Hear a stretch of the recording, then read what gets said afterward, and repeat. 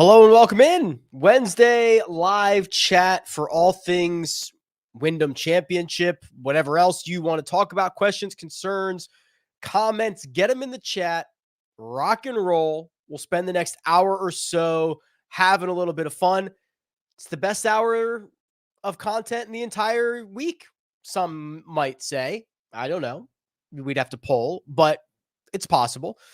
Let's use a little bit of data, a little bit of logic, a little bit of reason to see what we can find out for this week. And we will start not with the questions because I've remembered to start with the weather, which actually might be interesting. So first off, before anybody asks, I'm going to use the Jamestown weather station here, which is closer to Sedgefield. Sedgefield is up here, this little, community with roads like Mecklenburg. When I first saw that, I thought it was Mickelson. So my brain's obviously fried, but that's where Sedgefield is.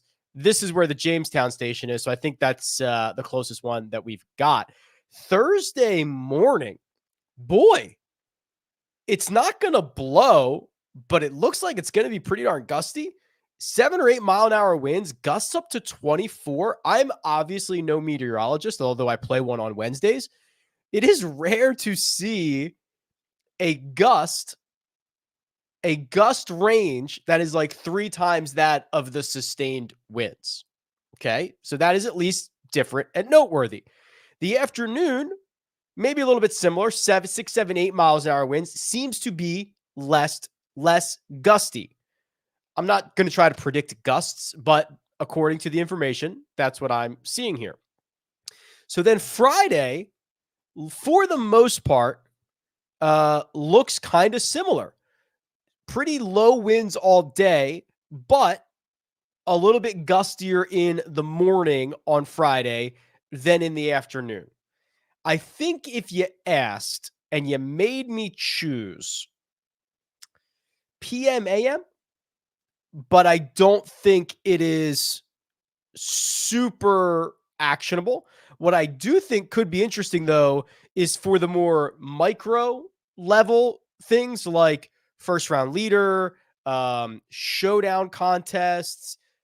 I think there might be some day-to-day edges, but I think the morning looks like it's going to play more difficult each day, which it might end up being even, but subset it within those days, you might get a little bit of an advantage. Very interesting, though. That's kind of rare for what we've seen in the course of the last couple of weeks. Okay, on to the questions. Now that we have covered some of the weather and some of the wind, actually, there is basically no rain in the forecast on Thursday or Friday. 0.2 inches an hour in the afternoon on Thursday. It doesn't seem too crazy. Okay, Jason starts us off. Jason submitted this question 7 hours ago. Hey, Rick, can you do a deep dive on Chesson Halley and Scott Stallings? They have good course history, but curious about their current form. Okay, let's go to RickRunGood.com. It's my website, giant golf database for betting and fantasy. You should subscribe because it is awesome. Okay, Chesson Hadley, coming off of 2 strong ball striking weeks in a row, 8.75 on approach at the Barracuda, 5.7 on approach at the 3M Open, T6, T27. He's made 5 of his last 6 cuts. This is certainly a field that skews weaker. We know he can get hot with the putter, though he's lost in 2 straight. They haven't been huge losses. Let's look at his Wyndham Championship history. You say it's good. I say it is also good. He's gained strokes on approach, basically multiple strokes on approach in 5 straight, T15, T8. The putter has gotten hot here. That's kind of interesting. So if you can take, maybe he reads these Bermuda greens around Sedgefield well. He's gained like 14 strokes putting in his last 4 trips. Combine that with some of the better approach play. That's pretty darn good. Jason, that's a pretty good call by you. Scott Stallings, let's see how he looks. Recent form-wise, not nearly as good. In fact, that would be generous to say not nearly as good. He's been objectively horrible. He has his last top 25 was Phoenix. His last top 50 was Augusta. That's not good. He's missed 7 cuts in a row, 8 of his last 10. He's hemorrhaging strokes on the putting surfaces, drink. Losing on approach at Royal Liverpool, which I don't care about that. I actually care more about the fact that he's just been giving up all of his tee to green gains and then some. Wyndham Championship, not nearly as good. I mean, if you're down to these two, Chesson feels like the superior play here. How about this? Is this Jason Duffner resurgence a real thing that you're buying? Lots of green on him on my sheet this week. I admittedly have not thought about Jason Duffner in like 10 years. So let's look at this together. Is there a Jason Duffner resurgence? Oh boy. Kind of. 4.5 or 5 strokes gained off the tee in his last 3. He's gained on approach in each one of those. More importantly, I don't know what he's doing with the flat stick, but he's gained with the putter in 3 straight. 31st, 24th, and 20th in terms of finishing positions. Oh, man, you're going to make me do this, aren't you? Let's go to everybody in this field last 12 rounds. Let's see where our good friend Jason Duffner appears. 12th best player in the field over the last 12 rounds. Actually, probably better than that ball striking because he's gaining like a stroke per round. But again, I think this really comes down to the putter. Is actually worse than that. But wow, gaining nearly a half a stroke with the putter. I think this could probably go as quickly as it has come. But again, with a very low bar, this is probably the best he's played in a long time. Maybe since this time last year. Maybe this is his kind of, maybe he's got those, what is it called? The body rhythms, the symbiotic, what's that called? Somebody will know in the chat, where like every mid-July to mid-August, he plays well. Stats aren't bad. Hey, Rick, love playing in season-long fantasy leagues this year. Any thoughts on doing a recap show? Yeah, I think that's likely, right? We're going to have, so I am circadian. I think it's circadian. Armina's texting. I think it's circadian, or it might be circadian. She's way smarter than I am. So I have a lot of thoughts about season-long fantasy. I've got a lot of good. I've got a lot of bad. I've got a lot of ideas. I think we will do a little bit of a recap. There are, we're going to have a couple of small breaks without tournaments. I know there's a 15-day basically break from August 28th to September 11th, which I am doing a massive overhaul of the data on the back end, which will be great for everybody as it flows into the tools. But I will try to find some time to do a little bit of a recap. First off, don't play in 12 leagues. I was way out over my skis there in terms of trying to do waiver wire and stuff like that. I'll spare you this. I've floated a couple of ideas, probably in this live chat in the last couple of months, but I've got some ideas to tweak it, make it a lot better. Hey, Rick, Lowry or Denny for one and done, barely in the money, and I want to make a move upward. If you want to make a move upward, you probably have to go with Lowry. Denny McCarthy is likely to be one of the more popular golfers selected this week. Do we jump back in on Aberg at low ownership? Feels like the industry tried to be early on him, and he's not ready for prime time yet. I find it difficult to right now to be in on Aberg in a 4-round situation.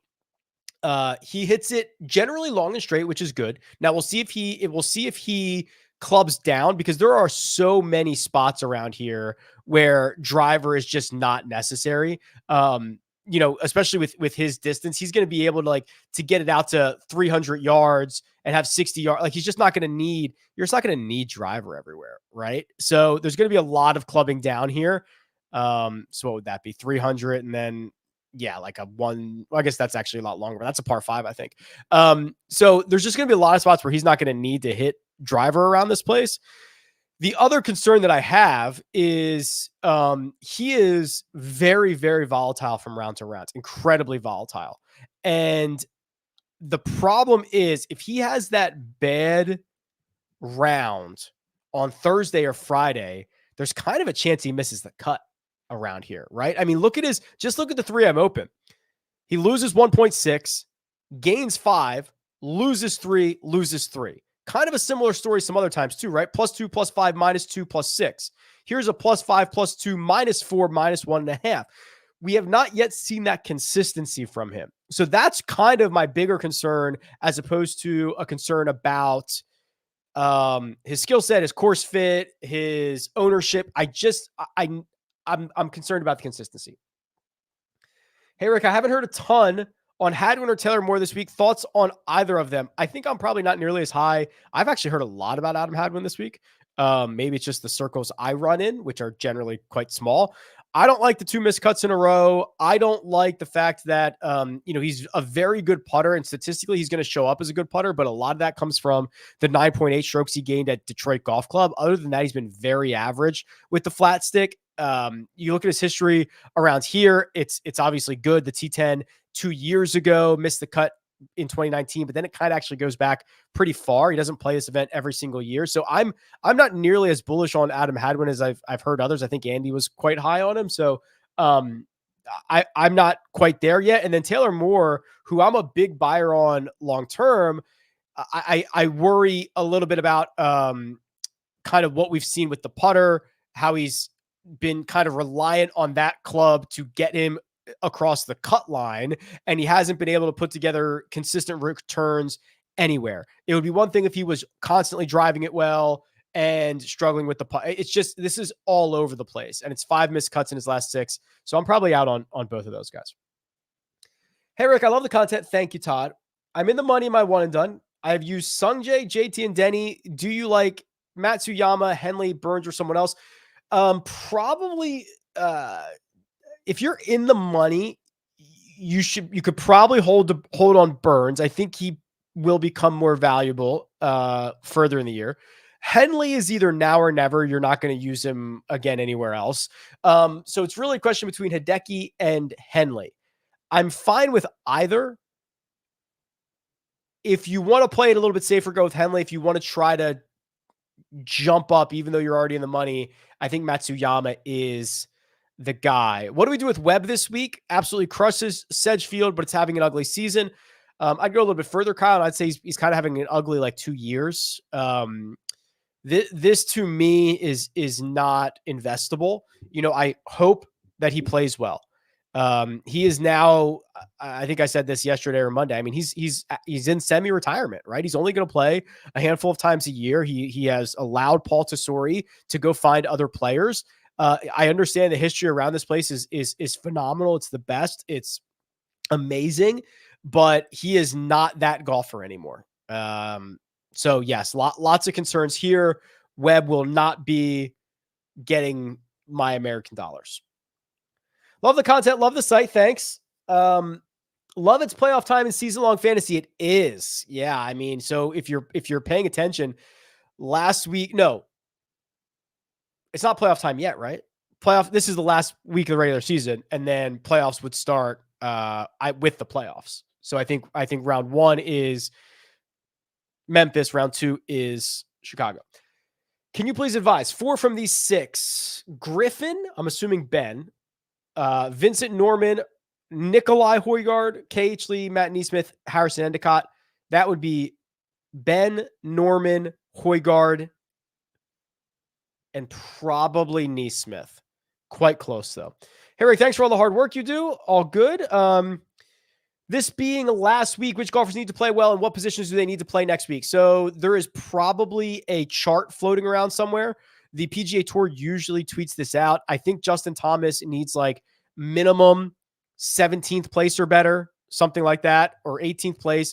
It will also depend on what everyone else does, right? If someone jumps Justin Thomas, he's going to need better than that. So there's probably a chart floating around somewhere. I don't have it handy.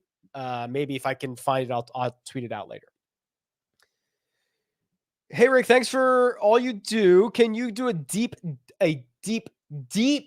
dive on Ryan Moore? Not just a deep dive, a deep dive. Okay. So here's Ryan Moore. He has missed 2 cuts, 3 in his last 4 in his last 6. He did get a good result in there at the Barbasol, where he gained 7.5 strokes on approach, but he basically lost all of that over the course of his next 4 rounds. So it's not like he's consistent. That's by far his best approach week since, further back than 2020, maybe ever since the 2016 Traveler. So it's certainly out of character for him. He is a below average golfer with good course history, but a mixed bag as of late. And then his current skill set, I love how accurate he is. I love how good his kind of wedge game is. He does not make a lot of birdies. In fact, he makes very few birdies, and he has not played statistically as well. Like a 4.5 out of 10. Hola, Rick. Are the 2023 fall tournaments going to give out FedEx Cup points? I run my one and done league by FedEx Cup points and heard the PGA may do away with this point system. So, Jake, it is insanity that you are asking this question as we are like 5 weeks away from starting. It is also insanity that I don't even really think I know. That's kind of how chaotic this has been. I think they are going. So the reason I'm guessing this is I obviously get data from the PGA Tour. So the way that they send over stats, there are stat categories, and they've added a bunch of stat categories that have not been filled yet. Like there's a shell for them, but no data is coming in. And one of them is FedEx Cup fall points. So my guess and my understanding is that there will be some point system for the fall, because that's how golfers 71 through 150 are going to they're going to improve their position, right? And they're going to be able to try to get themselves into more events for next year. However, on January 1st or whenever the new, the season starts, I believe everybody gets wiped back down to 0 FedEx Cup points. So I don't know if they're calling them FedEx Cup points. I don't know if they're calling them FedEx Cup fall points. I don't know if the structure is the same, 500, 300, whatever. I don't know if your fantasy site or if your one and done site is going to tap into the fall points. It's madness. It's absolute madness. But my understanding is there will be some point system. Hey, Rick, can we look at your favorite pivot options in the 8 and 7K range? Sure. So here is the cheat sheet, RickRunGood.com. Go subscribe. Mike Cavalunas, who manages the projected ownership for RickRunGood.com, has just made an update about, 2 hours ago. So these numbers are quite fresh. So looking at pivots, looking at where the ownership is going to congregate. Basically, everybody from $9,200 and up is somewhere between like 14 and 22. Not a whole lot of guys standing out. I guess that makes sense because last I checked, there were 4 guys who were all 20-1 to win this golf tournament. Justin Thomas is the guy who's lagging behind. I don't necessarily think that's a great pivot just because he is lower owned. So I'd actually go out on a limb and say above $8,400, play whoever you want. Everyone is 12 to 22%. The main guys are like 16 to 22. I'm not sure there's a pivot there. The bottom of the 8K range, Alex Smalley is the most popular, which I get. Hadwin is a pivot, but only by 4%. Not great. Do you see any natural pivots here? How about this doesn't even, okay. Adam Schenk, I think, is like the first good one, right? Maybe off of a 10% owned Thomas Dietrich or an 11% owned Eric Cole. Adam Schenk is like 5%, has top 10 upside, which he's done 3 times in his last 5 starts, playing really good golf right now. I think that qualifies as a pivot. I think Brendan Todd would also, if you wanted to get off a 12.75% Nikolai Højgaard. Brendan Todd modeled very well for me this week. This was the model that I ran on Monday. Brendan Todd was my 3rd golfer, my number 3 ranked golfer. So he models very, very well for me. If you want to get off a 7% Nicholas Lindheim, Hadley, who we kind of talked about a little bit earlier, I think makes a lot of sense. But there does not feel like a lot of natural pivots with the way the ownership is shaping up. And I feel like that's the first time I've ever really said that. Lowry has been consistently good off the tee and is gaining strokes overall at better field since the PGA Championship. Would that make him a good choice for a matchup or for a splash contest? Yeah. So Scott is referring to, the splash contest that we have, it's been full for like 12 hours. So I wish there were more spots available, but it's pick'em style. Try to get in earlier next week, I guess. Shane Lowry. So the reason I think Scott's pulling this up is because he's talking about consistency, right? He's talking about guys that over 4 rounds are not going to burn you. One of my favorite ways to do this is to go to the power rankings, go to the strokes gain distribution, open this up to like, 50 rounds. And then let's just look at Shane Lowry against his peers and see how often he gains strokes in each category. And it's pretty good, right? So he gains strokes to the field 68% of the time. It's more than Adam Scott. It's more than Sung Jae. It's equal to Hideki. It is less than Sam Burns and Russell Henley. However, the flip side to that is Lowry has more upside than Sam Burns and Russell Henley. He gains 4 strokes to the field 14% of the time, 5 strokes to the field 8% of the time, compared to 8 and 2 for Henley, 8 and 4 for Burns. So I believe, Scott, that you have identified, yes, a good if you're looking for a consistent, safer option, that would be the guy. If you want to sort, I would look at guys that, sort by guys who gain strokes to the field, 2 strokes or more to the field. Eric Cole, Kevin Yu, Nicholas Lindheim, Bo Hostler, Denny McCarthy. Those are your bigger, guys that are consistently gaining to the field. Good call. Better DraftKings play, Denny or Aaron Rai? Well, Denny is going to be 22% owned. Aaron Rai is going to be 14% owned. They are within $100 of each other. They both have a lot of reasons to like them. I suppose because of the 8% difference in projected ownership, technically Aaron Rai would probably be better. Rick, can you give a little insight to your DraftKings usage on specific players you like? For example, Monday you said you'd love an 11% owned Sam Burns. So out of 10 lineups, how many would you have on Burns? So, for example, if there was like an 11% owned Sam Burns, I would probably go like 2.5 or 3x times that, right? So that would be 25 to 30%, something like that. The other way that I kind of do this, so you guys know, or if you've been around for a while, you know that I do the core cascading method for some of the 20 maxes. I've obviously, now that the custom model has gotten so many more updates with the waves and all this other stuff, I generate a lot of lineups through here and then just export those into DraftKings. I generally bop up the randomness a little bit. Oh, I'm in the way. So the randomness, I'm not like naive enough to think that my projections or my models are absolutely perfect. So I introduced some randomness so that I can get access to some guys that maybe my brain wouldn't have necessarily considered, right? So every time it runs a lineup, it will randomize at whatever rate that you want it to randomize. So that's how I kind of get access to some of the guys that aren't necessarily on the top of my mind, like they are when I do the core cascading method, which is like strictly from my brain and a very, very tight core. First round leaders. So the method would be very similar every single week, right? It would be maybe somebody from the afternoon wave and then somebody that can gain 4 or 5 strokes to the field at a frequent rate. So I would look up tee times for Stuart Sink, Akshay Bhatia, Davis Riley, Nicholas Lindheim, Ches Reavie, right? And they're probably all 80 to 1. I don't know, something like that. They're all in the $7,000 range. So go check those guys out. Is this a good course to roll out Kevin Yu?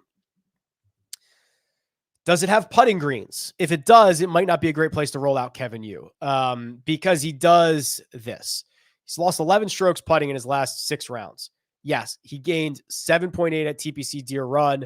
It was a T6, but he is a big time loser with the putter. That is a huge concern. Huge concern. So I would generally say I'm concerned. Earnings pool, Denny or Henley, toss up. Listen, I think they both have basically the same odds. I think they're both great options. No opinion on an earnings pool. Toss it up. Thoughts on Cam Davis for run and done? I mean, you're 4th in the run and done, and the top 3 have already used him. Seems risky, but I like him. Wow. Matthew, I mean, if you are 4th in the one and done, you are looking at a pretty significant payday. So this is a lot of personal preference here, because the safe option would be, try to hold your position, play Henley, or you can kind of put, I'm going to have to look this up now. So hold on. Let me pull up the run and done. 4th place has got to be like $5,000, right? Something like that. Might be more than that. It's $5,000. Okay. So you've got to consider what's more important to you, trying to get to 15 or risking going down to 900. That's a personal preference. I don't think I have an answer to that. Hey, Rick, what are your thoughts on Monday Q? Wes Bryan made his last 2 cuts. Yeah. So first off, I just shout out to those guys, Wes and George, what they're doing. Like in my world, I think is awesome, right? They are actually genuine content creators on YouTube who play phenomenal golf, right? George pre-queued. Did you know that if you can't get into the Monday qualifier, you have to pre-qualify for the Monday. So hard to get into a PGA Tour event. So he pre-qualified, then got into a playoff with Wes at the Monday queue. That's insane enough. Didn't make it through. Wes made it through. They're building a golf club, which I think is awesome. I think they're really doing things the right way. Shout out to these guys. Do I like Wes for this week?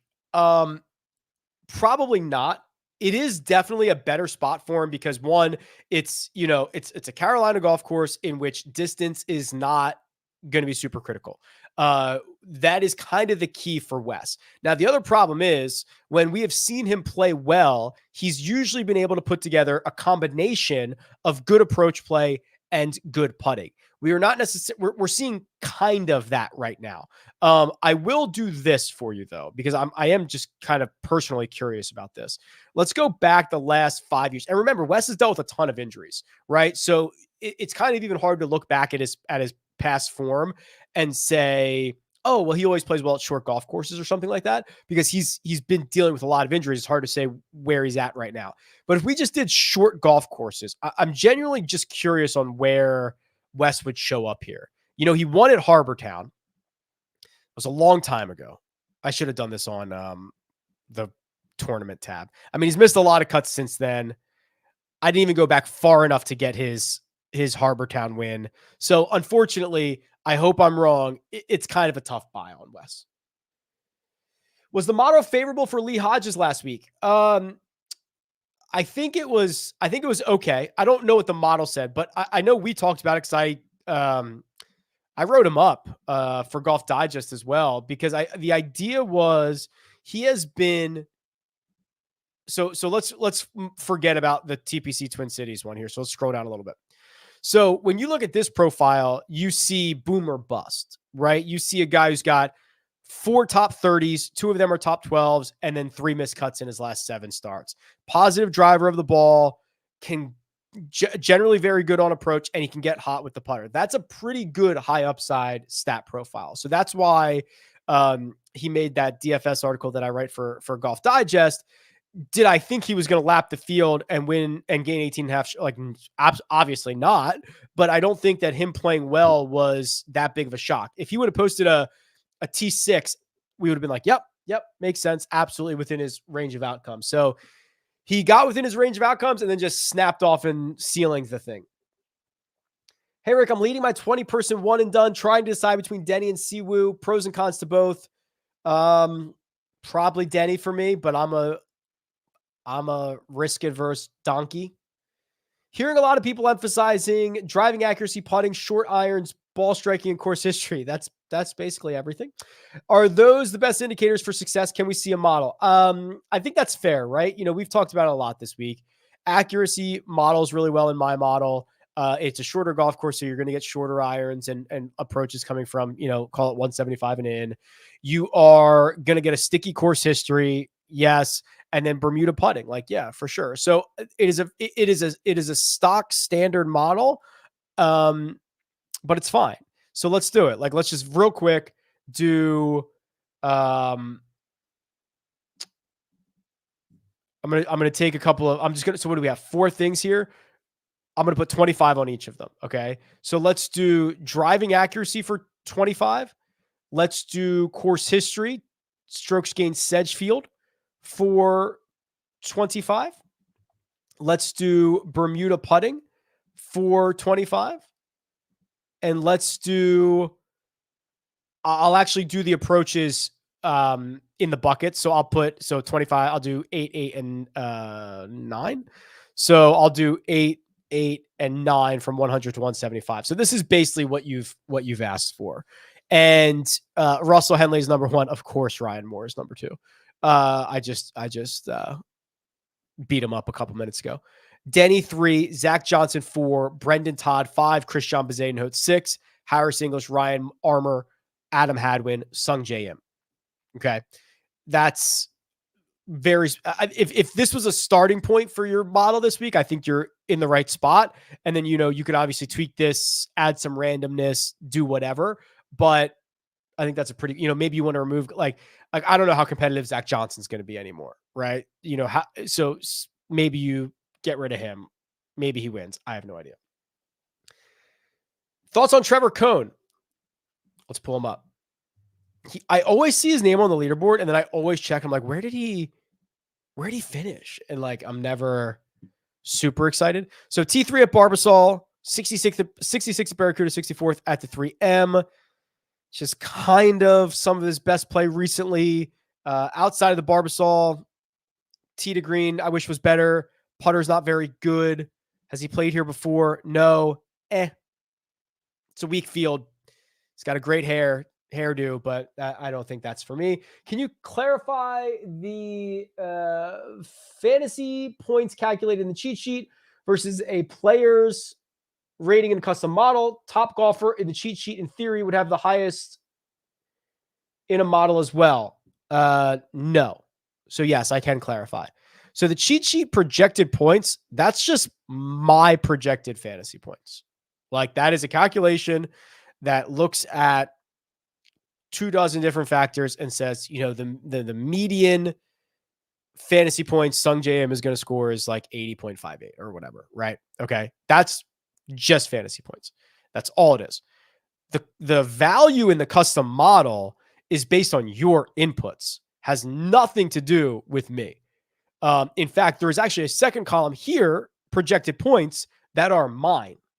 So you might run your model completely different than how I've run mine, right? Like, my projected points do not like Ryan Moore. The model that I just ran loves him.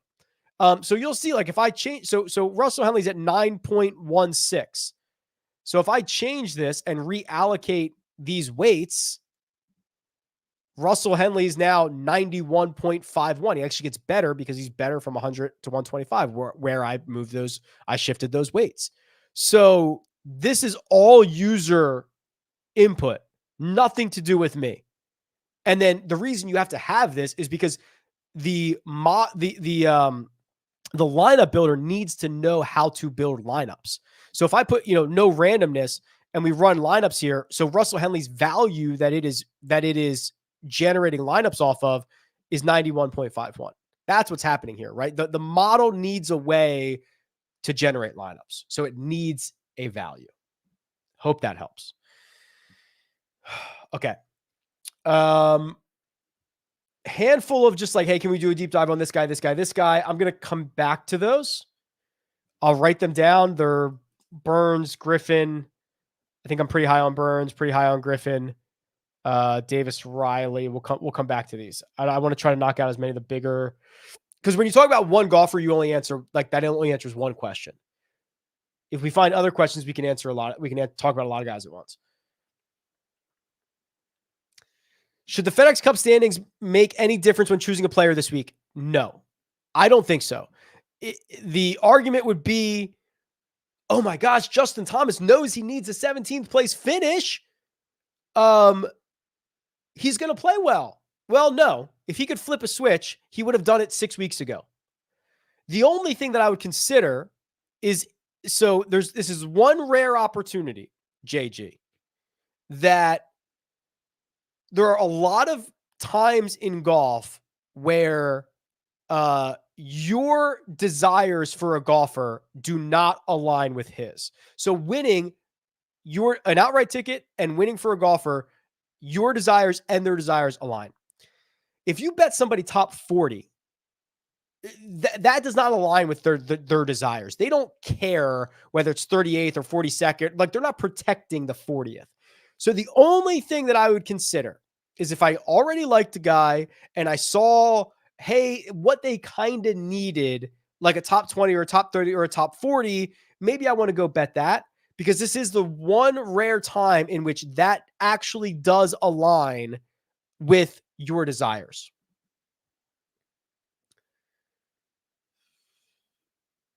Rick, I've been hemorrhaging strokes with the flat stick lately. How can I keep these stats for my own game? I'm not getting paid for this, but you should check out Arcos. They should be. That would be such a perfect partnership, by the way. They should pay for that. There are little sensors that go on the end of your clubs. I used them for a while. I would probably get back to using them, but they don't fit my +4 grips, and they track all your stats. It's actually quite interesting. Jock market picks. Okay. So in Jock market, so this is all about beating your own expectation, right? Or beating a golfer's expectation. So there are different finishing positions for everybody. So I like to go a little bit further down the board, and like I want to buy low on someone like Mark Hubbard who missed the cut last week. So the suggested price for Mark Hubbard, because he's a share now, like the stock market, is $5.72. So if I put in $6 a share, I need Mark Hubbard to finish 28th or better. And for every position better than that, I get paid more. And for every position worse than that, I lose more. So you got to find these guys that you are higher on than others. I think that Adam Schenk is a good one because he's also like a high upside guy. So I'm going to ask Adam Schenk to finish 34th or better. Okay. So I'm just putting in a couple of bids right now. These bids are open from right now until 9 p.m. Eastern time tonight. Let's do Chesson Hadley. He's going to be a lot cheaper. Let's try to get him for 356. That's 46th or better. If you're one of the high bidders at 9 p.m. tonight, these shares get allocated to you and then live trading comes through. So you can see other people are bidding right now as well. Go check this out. Promo code is Rick. There's a link in the description. We have a power hour tonight. The guys at Jock Market are killing it. They've got props now. They've got esports props. It's insane. Since Ricky is back in vogue, are you considering a name change? No, he should consider one. He should have dropped the Rick when he turned 18 or dropped the IE. Deep dive on Jim Herman. Please, haven't heard much from him this year because there's nothing to hear. Do you believe in having to play someone in one and done? I have not played Sung Jae and won't use him if not this week, but I hate his form. I feel weird not using him at all this year. You shouldn't. It shouldn't matter. Shouldn't matter. But I did it myself last week with Justin Thomas. And I said, if I don't play him now, I'm probably never going to play him. Can I really go the whole year without playing Justin Thomas? I should have. But you should not subscribe to that, but do as I say, not as I do. I will hit Jaeger real quick here because I do think Jaeger is generally being, I don't know if overlooked is the right word, but underappreciated. He's made every cut since the Mexico Open. It's like 12 in a row. He's got mostly finishes between T11 and T34. He's gained 3 to 6 strokes ball striking seemingly every single week, and his putter is starting to heat up. I think we might wake up tomorrow and Steven Jaeger might be 5 under, and I'd be like, yeah, no, duh. Of course he's going to be like, he's played so well recently. T13 here last year. And then the last time he played was 2019. So I don't even think he didn't even have a tour card in 2019. I don't think so. Willing to give him a pass on that one. Jaeger's kind of scary, dangerous. Thoughts on the Smalley narrative? I think most narratives are overblown. The fact that he's, a local, it's a competitive. You're right, Matt. Like we hear guys say this all the time. Oh, I've played this course a million times, but when they throw grandstands up and put it in tournament conditions, it's really different. So I don't care about like the narrative. He's ball striking it well. I think there's better options than him. And I think he's a better option than others. I don't care about it at all. Quick question about my favorite website. In the golfer profiles, you can see where golfer ranks in certain stats. However, is it possible to see a list of the rankings for that specific stat? Yeah, I should probably have a better way to do this, but if you go under Holy Grail, click stats, then you can click whatever you want, right? Back nine scoring average, see it by salary, by rank, by value, et cetera, et cetera. They're all here for you. That would be the best way to do it. Nicholas Lindheim is certainly someone I find interesting this week. I'm a believer that the Korn Ferry Tour is incredibly competitive. And when you have 5 events, even though they are spread out, but these are the 5 events since your return from a back injury, you've gone T8, T8, T27, third, and win. And that win was 2 weeks ago. You've got my attention. And I think I saw he's probably going to be about 7% owned is where I think Mike had him recently. Yeah. 6.84. That's fine. I think there's a chance he play. I mean, the Corn Ferry is very, very competitive. And this is going to skew. This is going to be one of the weakest. I shouldn't say that, but it's going to be pretty weak.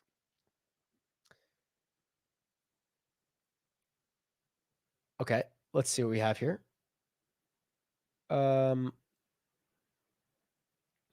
Judging by your Zoom call selling for $700, what if you blocked out an hour each night or 2 30-minute Zoom one-on-one calls? Could be easy dough. I imagine. So first off, thank you. I imagine that a lot of the reason for that was because the money was going to St. Jude. I don't think people would be as willing to part with their funds if it was just going into my pocket. I could be wrong. That's my hunch. I also think that, I don't know, it feels kind of weird to charge for your time like that. And I don't know, that could flame out. I don't know. I agree that it's interesting. I don't know if I'll ever get there. It feels kind of weird. Second place in my 30-man one and done. Only this week left before our league refreshes players. Oh. I'm rolling with Henley. I don't have a deck you're in. Yeah, that's fine. Do that.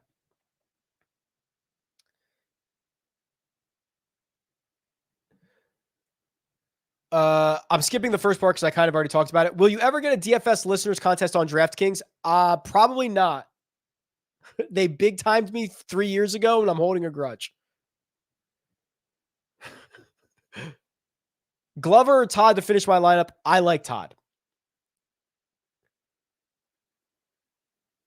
One has to go. So one has to go in or one has to go out. Davis Riley. Oh, Davis, Riley, or Pendrith. That's confusing. I would play Pendrith. Is Tyson Alexander back? Was he ever here? That's the real question. He had that one fit. What was his Honda? What was that really good finish he had? Oh, Houston. I don't think he's back. I mean, if back is missing like 10 of 12 cuts, he's back. I see what you're saying. Like the T20 last week was fine. He gained across the board. Has he played here before? No. Yikes. I don't know, man. Doesn't seem super sustainable.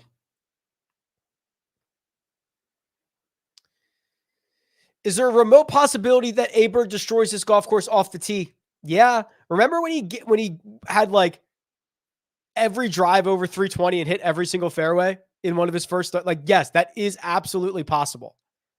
Can we get an update on the straight flushers? They are straight flushed down the toilet. I think I'm in last. I'll pull it up right now. It's been fairly competitive. Everybody is within 5 games of each other, which is pretty good. I'm in dead last. So can you guys see this? So everybody's within 5 games, which is nice. This is actually one of the closer leagues we've seen. Some of them are a lot more spread out. My team, so my anchors this year, just to tell you how good this team's, how this season went. My first round draft pick and my second round draft pick were Tom Kim and Colin Morikawa. So you can imagine this season is not going well for me. And then, just everybody that I'm dead in the water. Like if those are your 2 anchors and I've gotten essentially no production out of my top 2 draft picks, horrible. I'm rolling out this god awful team this week. The highest scoring player on my team is Tom Kim. And I think he's like the 30th overall scorer this year. Just can't whiff on your first 2 picks. Cannot whiff on your last 2 picks. So Lindheim is number 1 in your power rankings. Thoughts? So I want to be clear. So I just talked about Lindheim, but I want to be clear. Like, yes, he is, but it is because of like it's a small sample size and it's against the Corn Ferry guys. If you switch to weighted strokes gained, he is, I mean, he's probably going to be a lot further down. Actually, I should change it to 36 rounds because that would be the equivalent of what I'm assuming you're talking about. So if you go to weighted strokes gained, Lindheim is, I'm still scrolling here, aren't I? Did I pass him?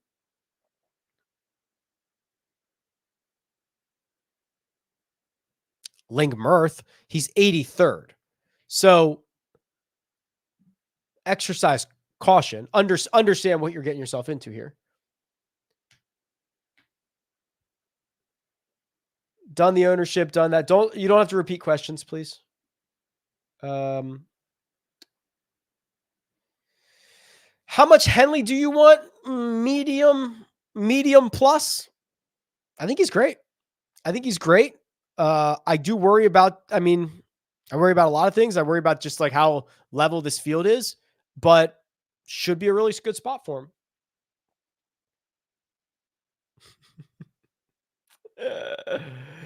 Who do you like from 7,200 to 7,400? All right, let's go see. So that would be from Shank to Stevens. Okay. Probably a lot of guys. Todd modeled very well for me. Ben Griffin, I think, is better this week than most. I've been in on Doug Gim and will remain in on Doug Gim for the foreseeable future. Nick Hardy's playing a little bit better. So those are kind of the three. Todd, Shank, Gim, Griffin.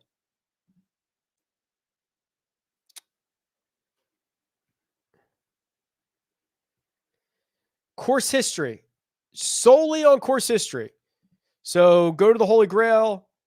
Go for how many seasons you want. Everybody in this field, Wyndham, and start looking at sample sizes. Guys with at least 16 rounds: Sungjae, Webb, Henley, Horschel, Zach Johnson, Denny, Hideki, Rory Sabatini, Jim Herman,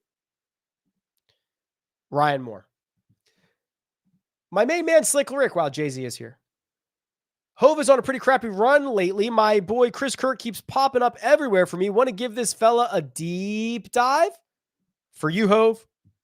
Of course. I'm not as bullish on Chris. Again, I think, I talked to Andy on Tuesdays, and I don't know if we're super on the same page this week.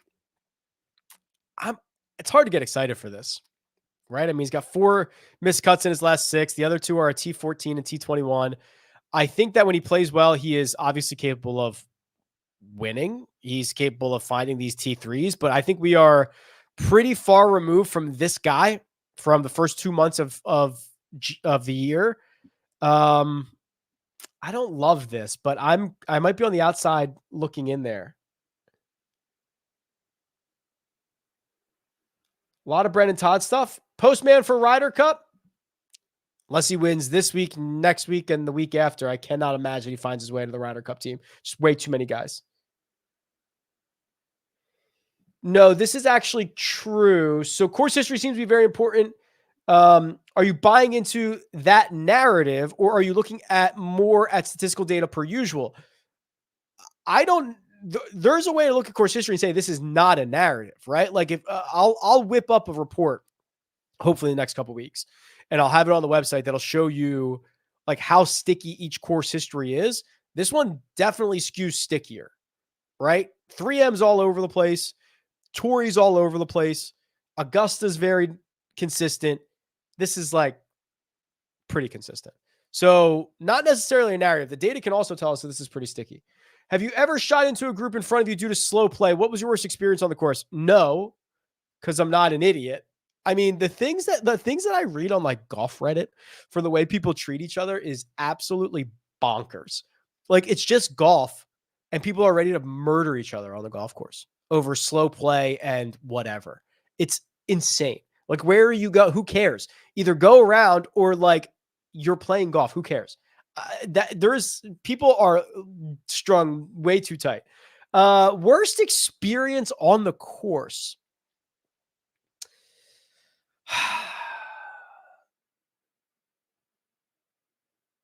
Great question. uh, I'll save that. I'll save it. Nothing crazy happens. I don't like. Come on. I don't know. Nothing. um. New one and done for the fall or 2023 full season. Let me see what's going on. Let's get the schedule. We're supposed to get the schedule next week. Let's see what happens there. Let me knock out a couple of these deep dive requests. I'll go to the ones that I've gotten the most of. So Nick Hardy, 3 straight made cuts, 5 out of his last 6. Losing strokes on approach is not great. The putter is heated up. This will regress at some point because he's not usually that good of a putter. That is scary. I promised Sam Burns. I'm probably higher on Burns than most. I like Burns in a way that, like, I'm not sure there are even good/bad courses for Burns. I think that when he plays his best, he can win anywhere. His best is usually a pretty high upside style of golf of like approach and putting. And it's kind of just all about timing and getting him at a good number. And I think this is a pretty decent spot. The other one I promised also Ben Griffin, who is starting to round into form. Look at the approach play. I think it's 9 straight in which he's gained on approach, where he's been trying to get back to an average driver of the ball with gains in the short game categories. That's pretty solid. And then Davis Riley was the other one that I promised that I continue. And I said this about Nick Hardy as well, but Nick Hardy's played a lot better. You know, I don't know how they won in Louisiana. And he being Davis Riley has not played well since then. Starting to drive it a little bit better, but the approach play's gone. This is pretty bad stat profile.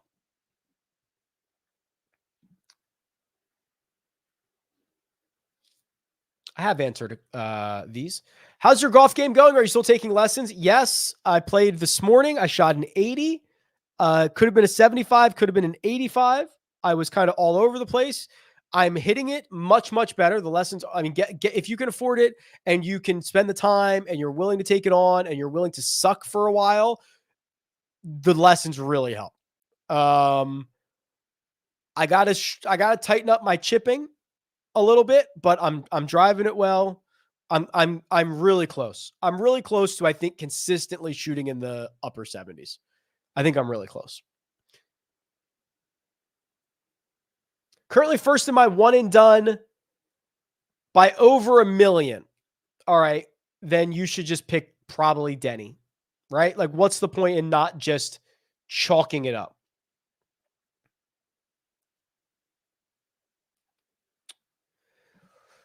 Here's a Doc Redman. I talked about him a little bit on Monday. I'll just reiterate very quickly.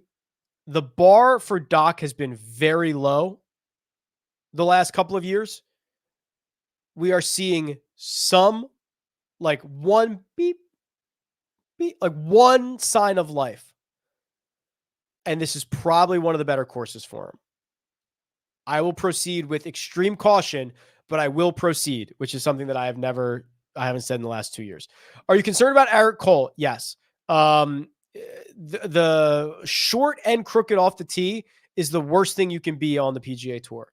He makes up for it with a ton of birdies and an elite second shot, but I am worried about Eric Cole. Is Glover going to get back on track? I think so. I think there's a really good case to be made for Lucas Glover, who has a good miscut last week, has been putting better, and the only thing he's ever done wrong at Sedgefield is hemorrhage strokes with the flat stick. So give me the 15 years of ball striking and the last 6 weeks of putting. And I think you've got yourself a pretty decent finish for Lucas Glover.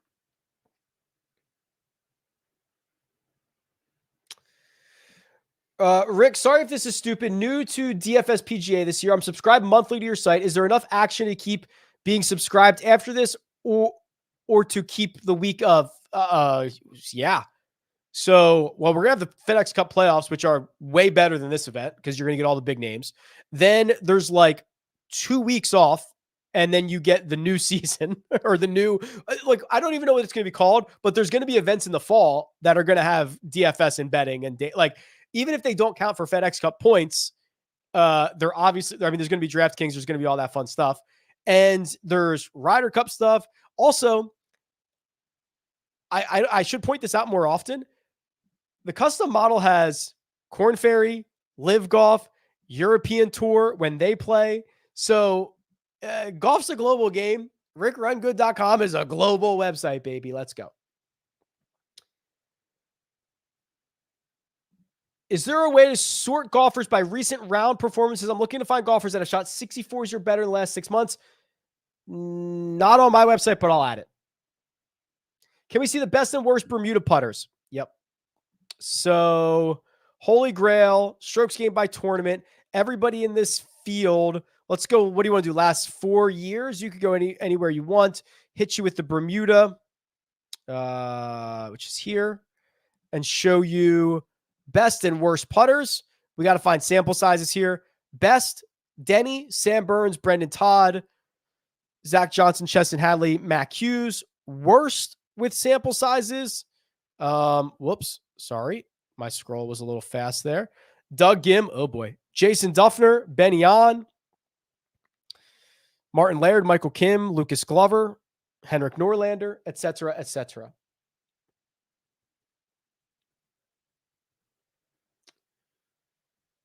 Ba-da-ba-ba-da. What are your thoughts on Dylan Wu? Love Dylan Wu personally. Love his game in total, but homeboy just had the single greatest putting week of the year, of the season, technically. That is not going to happen again. Again, 11 and a half strokes putting. I will take my regression week and I will catch up with you a bit down the road. Wow, we are going to be in overtime very quickly here. That 57 minutes has flown. I love this. There's nothing more where I get to talk about golf. I get to use the website. I get to mess around. Nobody tells me when to stop. Look, just awesome. I'll go into overtime real quick. I'll remind you, sign up for RickRunGood.com. Sign up for Jock Market, Stock Market DFS. Use the code Rick, link in the description. Sign up for my newsletter, absolutely free. I send out stats and data every single week, 100% free. Also, I would say sign up for the splash contest, but it's already full. Would you be comfortable fading the 10K range and starting with Lowry this week?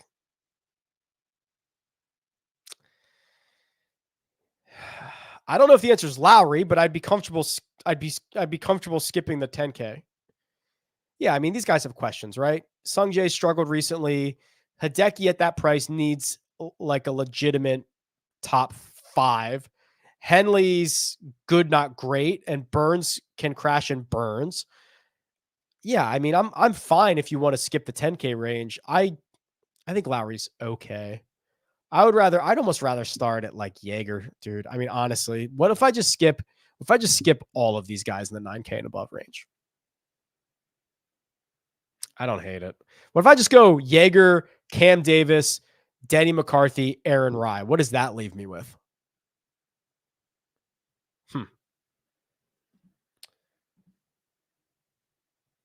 Does anywhere offer buckets for betting? Example, Henley to finish 10th or 11th to 20th. Not that I'm aware of. That'd be sick, though. So I have a note or like a document that I keep updated of like if there was a sports book that only cared about golf, right? And like, here are all the options and here's how they could do it. Matchups for every single. So what you would choose your matchup, you would choose 2 golfers and it would just algorithmically assign the price. Like that already exists. Why are we not making it available to the public? That's a good one, Mike. I hadn't thought about that. That's going to go on the list.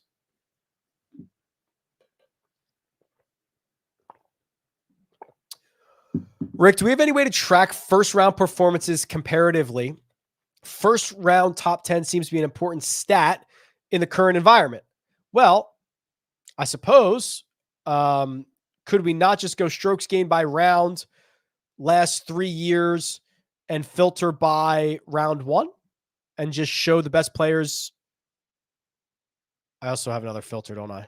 Oh, this is also on short courses. There we go.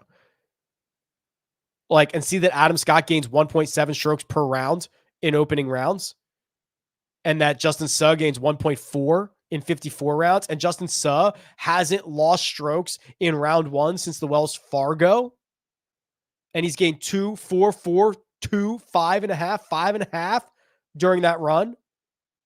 Or that Will Gordon, no, never mind, stinks. Or that Augusto Nunez gains 1.3 over 50 rounds, or Mark Hubbard 1.2 over 57. So yeah, this is possible. MJ Duffy's been good too recently. I get lost in this.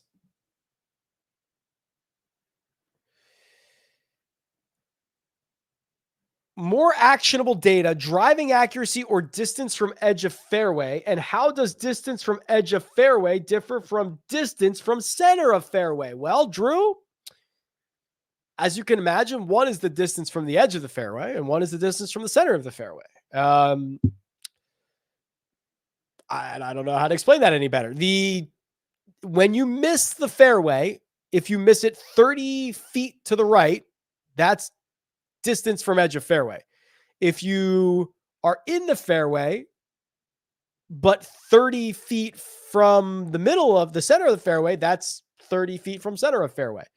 I don't like that one as much because I think there's a lot of times I don't like center of fairway as much because I think there's a lot of times in our game where guys are trying to pick certain sides of the fairway to come in from. So why would we choose center of the fairway when we don't even know if that's their target or not? Edge of fairway is a little more actionable in terms of like how big their misses are.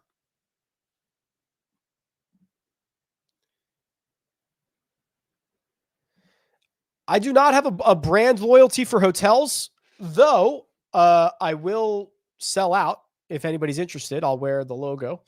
And I do have a lot of travel planned, so I could use one. I think in general, do I like Hilton's? Where's the ones that give you the cookie when you check in? That's my favorite. Just whatever that one is. And then you know what I do is I've got the travel credit card so I can be agnostic. And also I have I do my hotels.com rewards. So I kind of get everywhere. So I'm pretty big deal. When you go out and play, are you hitting from the tips? No. Today I played from 6,500 yards. So listen, when I hit it well, it goes between 240 and 260. So me playing from the tips seems like a horrible idea. Any sneak peek on changes or new features coming to the site for next season? I hate committing to stuff like this, but in general, you will have a lot more data from more tours. So as of right now, if you guys, to get into the nitty gritty of it, not all tours have strokes gained, not all track fairways, whatever. I will have basically the most complete of everything, which will be really nice. And everything will be calculated on basically a per shot basis. I think you're going to see a lot more per shot stuff, which will be cool. The other thing is just more user friendliness, more. I don't like to commit to that stuff, but it'll be cool. Wow, we're in overtime. That's how long it took to get to my betting card. Caveat, don't bet these guys. Bet whoever you want. Don't spend my money. I won't spend yours. I have 4 golfers. It starts at Aaron Rye, 40-1. Goes Doug Gim, Lucas Glover, Mark Hubbard at 80, 80, 80.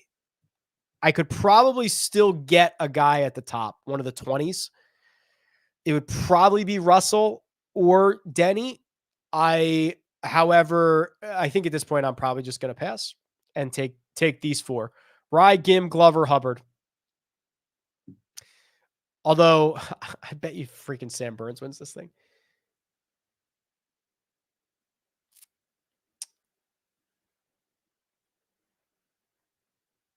I read an interesting stat, says Rockface, that 5 of the last 12 Wyndham players have also won the Players at Sawgrass. I wonder if a study of all top 20 players in this tourney have played well at Sawgrass. I wonder. You would also have to look at all top 20 players for other courses compared to Sawgrass as well. Right? There's like 3 steps of trends, and everybody only ever takes like step 1 and maybe step 1.5. Step 3 is comparing to everything else. It is pretty interesting, though.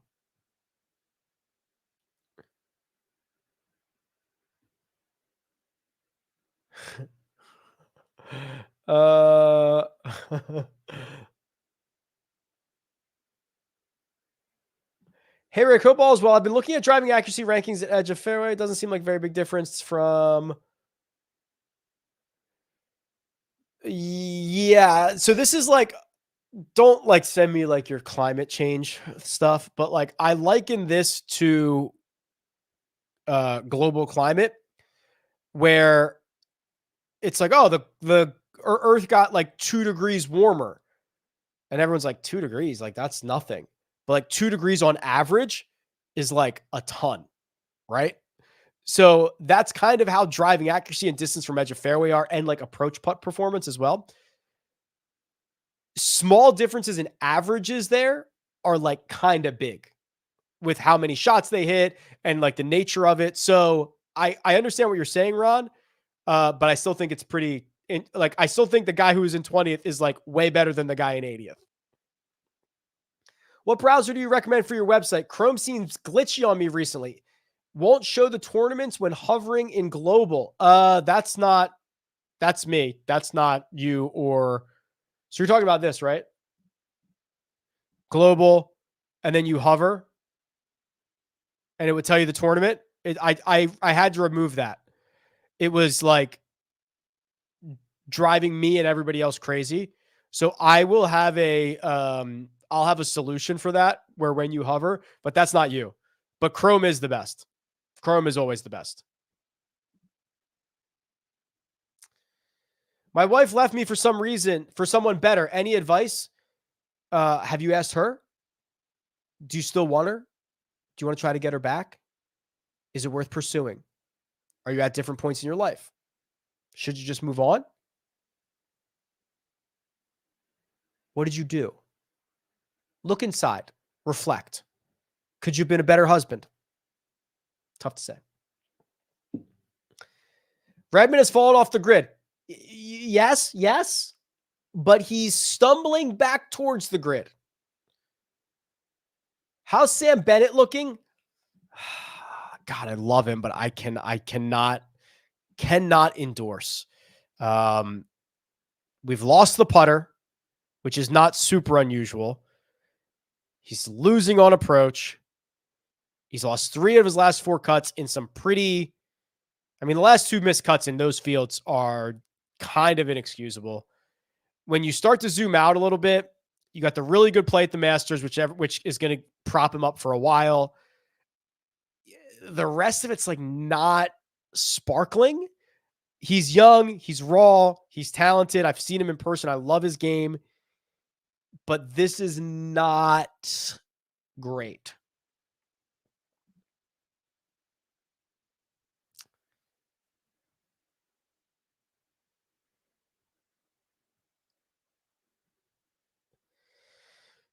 Season long pick. No, I'm not gonna pick your whole lineup for you. Do you ever play parlays to make the cut, or top 20, 30, or 40? No, because that's what they want you to do. That's what they want you to do. I do those in other sports because I'm a sucker loser. But in a sport where I think I'm like somewhat knowledgeable, it's pretty bad. All right. We're at the end. Got about 10 minutes of overtime there. Hope that was fun. I'll see you guys tonight, 8:15 p.m. Eastern Time, Rick Run Good YouTube channel for the Jock Market Power Hour. I'll see you guys on RickRunGood.com. I'll see you guys in the Slack channel. I'll see you guys on X, my favorite social media site. And I will now ask Mina if she could end the show. Goodbye.